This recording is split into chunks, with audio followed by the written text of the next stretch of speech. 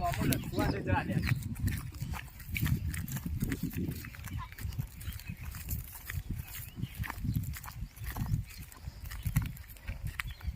ઓહો મામા.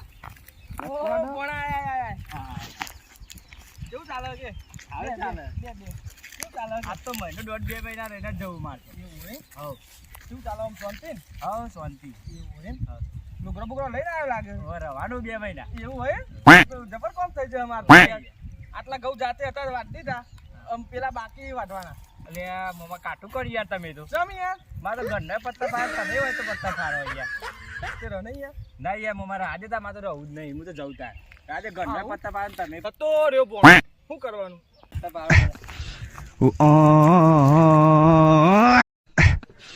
Oh